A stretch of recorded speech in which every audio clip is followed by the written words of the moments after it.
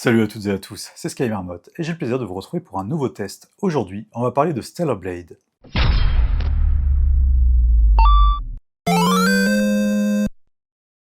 Lors de ma preview, j'étais enthousiaste car je trouvais les combats de Stellar Blade très réussis, et donc, manette en main, c'était vraiment plaisant. J'émettais tout de même une réserve sur l'histoire car on ne savait rien ou presque du scénario et, sur un jeu solo, c'est tout de même un point important pour moi. Après 22 heures passées sur le jeu, le temps de terminer l'aventure en mode normal et de faire environ 70% du contenu annexe, je dois dire que je suis plutôt déçu, et je vais vous expliquer pourquoi. Stellar Blade est un jeu protéiforme. C'est à la fois un jeu d'action, un jeu d'exploration en monde ouvert, un jeu de tir à la troisième personne, et parfois aussi un jeu de plateforme. Le problème, c'est qu'à vouloir tout faire, on prend le risque de ne pas réussir grand chose. Parlons d'abord de la grande réussite du titre, ses combats au corps à corps. Là-dessus, difficile de reprocher quoi que ce soit à Stellar Blade. Dans la vidéo précédente, j'avais fait une comparaison avec Sekiro que je regrette aujourd'hui car ça n'a finalement rien à voir. Certes, les affrontements sont intenses et la pression constante, mais concrètement, le ressenti final est vraiment différent. Oui, la maîtrise de la parade est au cœur du jeu, mais c'est la seule similitude. Déjà, Stellar Blade n'est pas un titre qui vous mettra réellement au défi, car Eve devient vite très puissante. Et puis les points de sauvegarde sont si nombreux qu'on ne joue pas la peur au ventre en se disant qu'il faut absolument se dépasser, sous peine de voir disparaître une bonne partie de notre progression. D'autant plus qu'en cas de mort, on ne perd absolument rien, on reprend simplement au dernier point de contrôle. Stellar Blade est donc un titre très accessible, qui semble s'adresser à un public le plus large possible. D'ailleurs, il y a même un mode histoire, au cas où vous ne souhaiteriez pas passer trop de temps sur les combats, mais ce serait dommage car c'est vraiment le plus grand atout du titre. Au-delà de la maîtrise de l'épée, notre héroïne utilise un canon qu'elle peut charger avec des munitions sympathiques, allant de la balle normale à l'obus explosif en passant par le missile téléguidé. C'est un ajout bienvenu qui permet notamment de contrôler le flot d'ennemis, car il peut arriver qu'on se retrouve acculé. Ou même au cours d'un combat de boss, le canon est pratique pour mettre de la distance et souffler quelques secondes face à un adversaire un peu trop câlin. Dès le début de la partie, on dispose d'un premier ensemble de compétences très utiles, comme celle qui détruit le bouclier ennemi quasi instantanément, ou encore celle qui permet de les rapprocher de l'étourdissement. Plus tard, on débloque d'autres compétences régies par un autre arbre de capacité, et enfin, on accède à un mode Fury. Une fois tous les systèmes accessibles, on se rend compte de la richesse de Stellar Blade dans ses combats, et on se laisse emporter avec joie.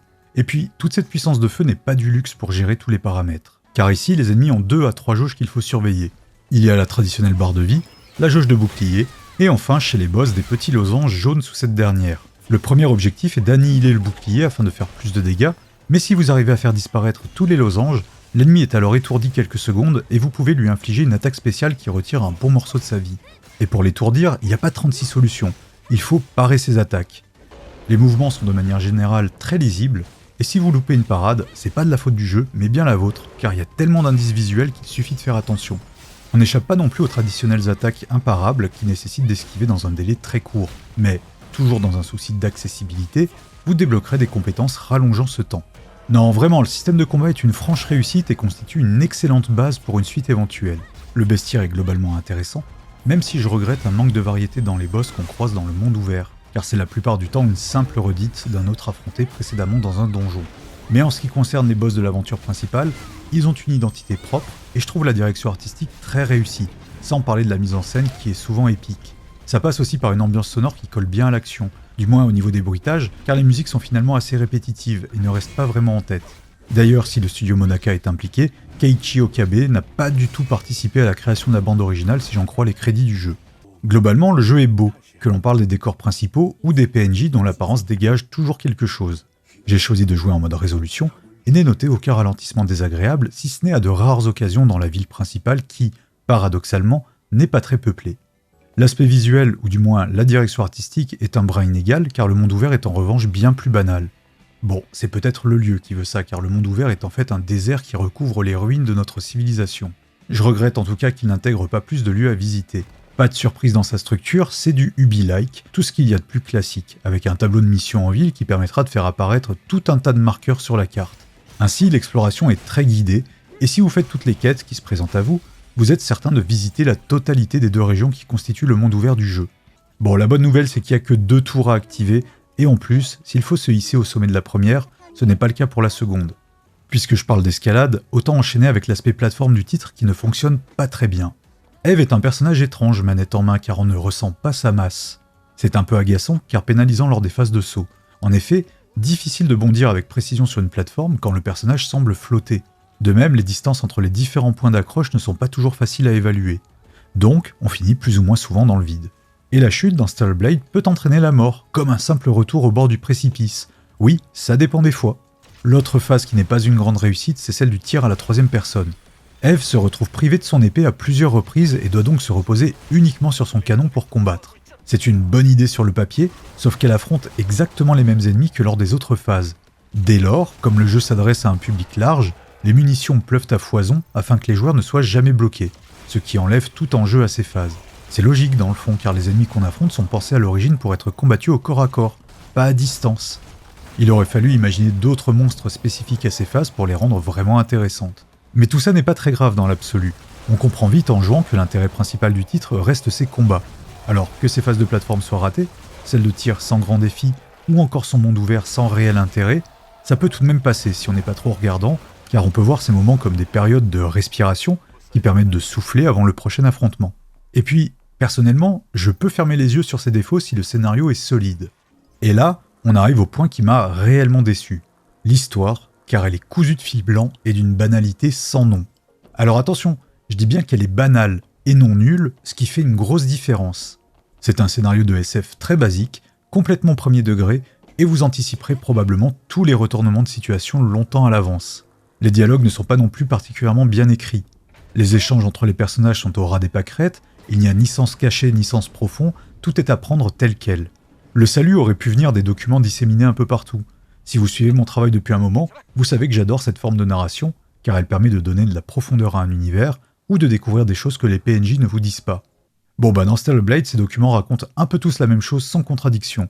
Pendant un temps, j'ai espéré que le jeu me manipule un peu, mais en fait, non. Là aussi, il est très premier degré, si bien que vous pouvez apprendre la vérité dès le départ ou presque. Bref, je trouve l'histoire décevante, mais peut-être que pour vous c'est un point secondaire dans un jeu d'action. Après tout, Devil May Cry est un très bon jeu, alors que son scénario n'est pas son point fort. Pour finir, difficile d'énumérer les problèmes de Stellar Blade sans évoquer l'hypersexualisation de sa protagoniste.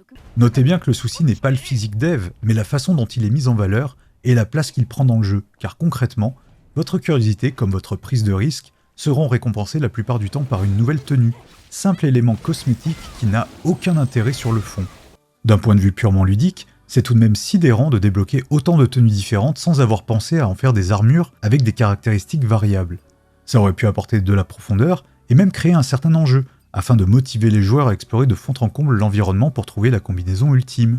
D'un point de vue écriture, les développeurs auraient pu faire d'Eve un personnage sexy et très intelligent, doté d'un fort caractère ou d'un sens solide de la répartie à l'instar de Bayonetta. Alors non, l'héroïne de Stellar Blade n'est pas bête, mais c'est une fille naïve et passive qui dit oui à tout sans jamais s'opposer à quoi que ce soit, ce qui fait d'elle une protagoniste relativement creuse. Par conséquent, l'impact sur l'histoire est réel, puisqu'il est difficile de raconter une histoire captivante sans des personnages intéressants. C'est dommage qu'un tel soin ait été accordé à un élément esthétique précis au détriment du fond, car le jeu a de vrais défauts structurels, mais j'ai le sentiment qu'on essaie de les cacher derrière le corps parfait de l'héroïne.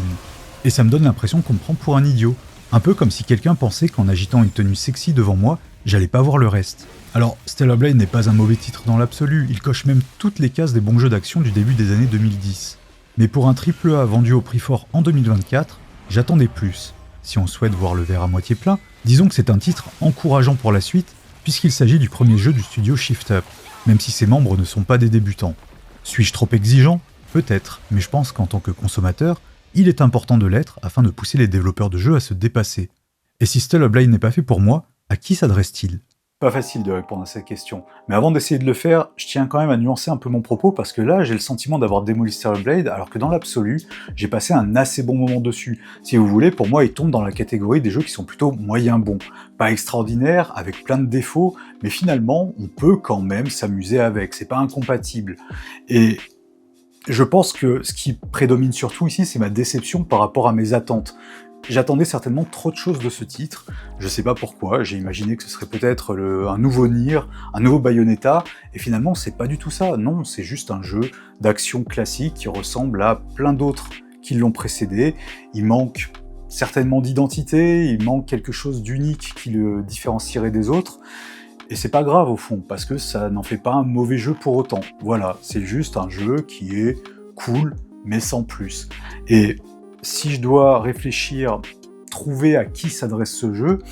Pour moi, j'ai l'impression que les développeurs visent deux types de joueurs différents.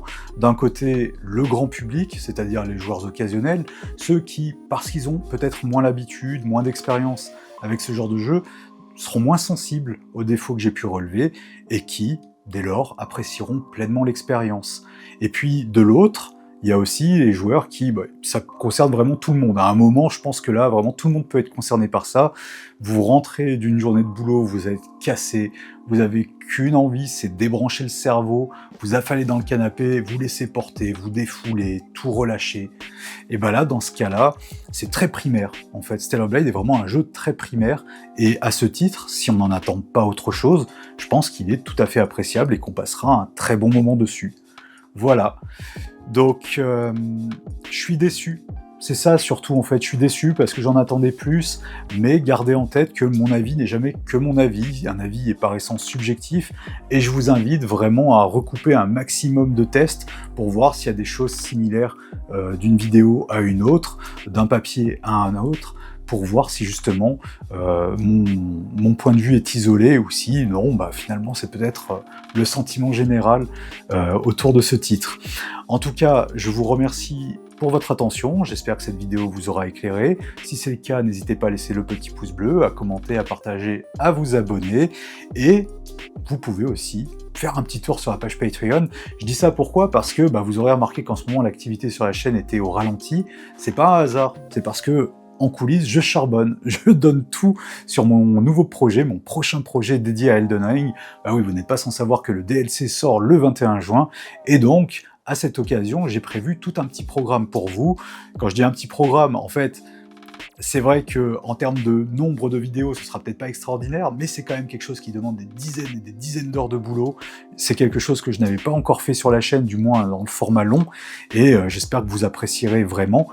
Sur Patreon, il y a déjà un petit aperçu disponible, en exclusivité pour les membres soutiens de la chaîne. Ils ont l'air de plutôt apprécier pour y aller doucement, on va dire, et ne pas trop vous emballer pour rien.